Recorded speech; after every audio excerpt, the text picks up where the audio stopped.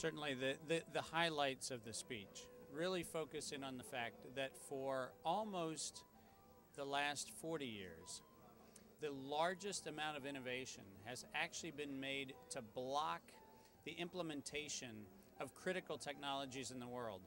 Oil companies, for example, that file hundreds of patents on solar power and wind power to keep people from being able to use them. Utility companies that process water that file patents that keep people from being able to use them.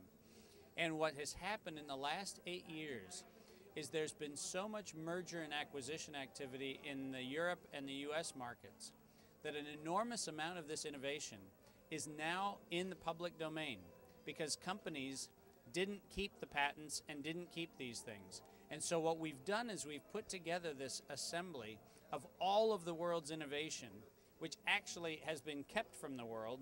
We actually now have put it into a global innovation commons, which is accessible to anybody, anywhere for free, where they can actually go in and use the information, use all of this for the development of micro business, large business, whatever you want to do.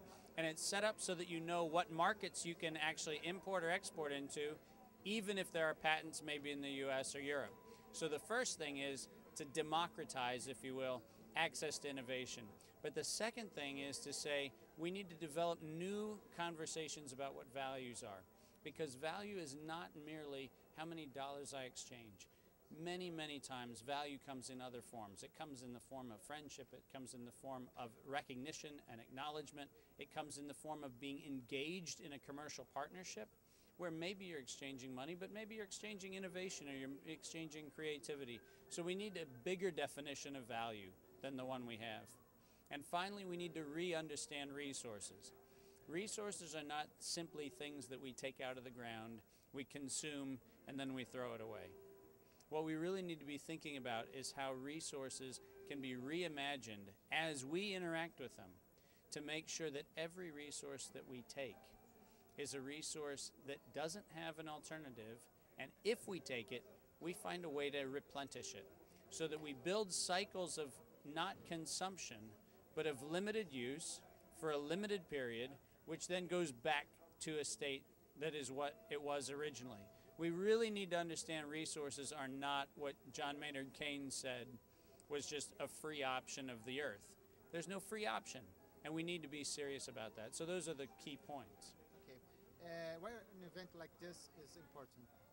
Well, an event like this is important for two reasons. One is because nobody expects this kind of conversation at this kind of event. Everybody expects, particularly if it's an American, that we're going to come and talk about the American success stories and everything else. So one of the key things is to actually take the myth down a little bit, because a lot of what the rest of the world believes they know about America is actually not what really happened. And so there's really an important part of a process which says it's not about good or bad, it's about getting a full picture, understanding what it took to build the great companies in the US, understand what it cost in terms of social costs, in terms of global cost, in terms of the environment, in terms of finance, in terms of military power, in terms of all those things. So understand the all-in cost, not to critique from the standpoint of saying it's bad, but simply to say, let's make sure we all know what we're all getting into before we start saying, oh, I wish I could have another Silicon Valley. Because the point is, we don't need to replicate the thing which has created so much destruction. We need to replicate only that which is going to build a new future. We don't need to replicate the abuses that have led to the economic collapse, the environmental degradation. We don't need those things. Okay, thank you. You're welcome. Thanks. Oh, certainly did. Huh? One of them did.